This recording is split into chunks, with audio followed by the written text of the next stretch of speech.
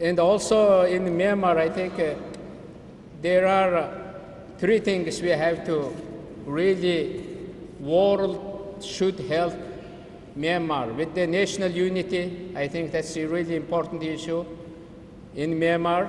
And also you are discussing the change, making change in your constitution. This is really, really important issue. From our experience, we made some changes in 1990 in our constitution. By that constitution, we had a transitional parliament. That was really good. And after that, during that time, that transitional parliament drafted new constitution, totally new constitution. And that transitional government brought that draft to the people, to the nation, and we discussed, and we had a two-chamber parliament there. And that parliament discussed it, and they adopted it. After that, that transitional government parliament, went away. That time finished. In June 1992, we had our second election. In June 1990, we had our first election. I think that might be an interesting experience. Now, you guys talking about what kind of changes to make in your constitution. I think those changes should open very wide door to the country's transformation. I have some questions. So far, I have 3 why in your country. I heard about 25% quota in parliament, military quota. I ask it why. Why military should have that? All should have that equal right. All should have that equal right. If you guys believe in yourself, why you should have that automatic 25% quota? That should not be. That should not be. By the people's choice, even you are having what kind of ideology, what kind of idea, if you are supported by your constituency, you are legal. When you put people by the nominating, by some power, that considered, I think, internationally illegal. Also, I have one why. I heard some politicians are still in prison. Why those people are in prison? If we are opening, if we are going to the true democratic process in this country, I think those people should be released. And other thing, why there is media control. If you are not going to hide your shadow, why you are controlling the media? Those 3 why can be solved very easily. Only you have to have political will. In Mongolia, why we succeeded? When we were in the streets, in a power, there were the communist government. There were the good people for the country's faith. They thought, I think, about their legacy. They saw that this opening, this freedom is the worldwide movement. And because of that, I have to support that. My children, my grandchildren, one day will tell to their children, oh, my grandfather was very wise. During that time, he was one of the decision makers.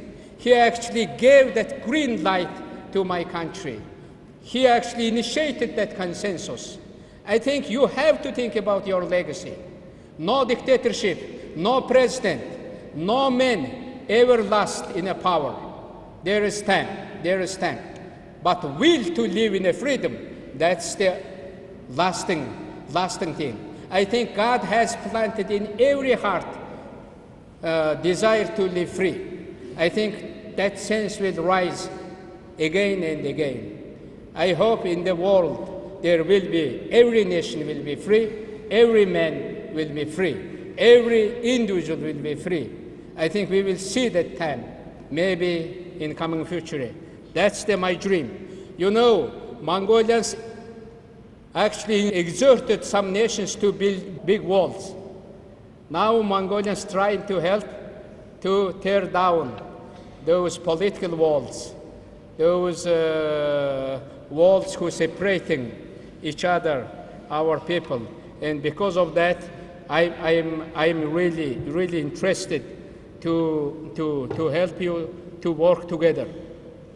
And I see that genuine interest from your government, from your people. You have that genuine interest, and that's really good. I think no authoritarian government, no military government can stand against the collective will of the people to be free. No government will stand. And because of that, you guys preparing for that, you guys having your parliament, you guys having your committee, I think you are really wise. You are really doing good thing. Only Mongolia, my nation, myself, have only one thing to help you. I usually say that to the world. Now it's the time to help Burmese people, Myanmar, to make the change. We waited maybe together for some 20 years. Now it's time to rally behind Burmese people. Now those international organizations, countries should lift all those sanctions on Burma. I think that should happen. Now you have maybe only 2 months, maybe 1 month, in the parliament. Those changes in the constitution will be discussed in a nationwide. Because of that, now we have to encourage. Now we have to give confidence in your leaders, in your people. Why I am talking about today these things here? Usually, universities are the big power. They have that mindset, they have that knowledge to support, to lead their country. I think your students, your professors have that knowledge to lead Myanmar to the right direction. And I think if we listen to your voice, I think we will succeed. And because of that, I'm really happy to speak today in front of you those ideas, those things which I believe. And because of that, I'm saying that not later, not tomorrow, not later, but now you have to support Myanmar. You have to support people in your country.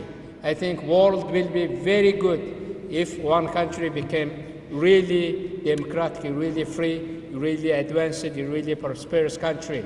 Humanity will be better off. That's my message. Thank you very much.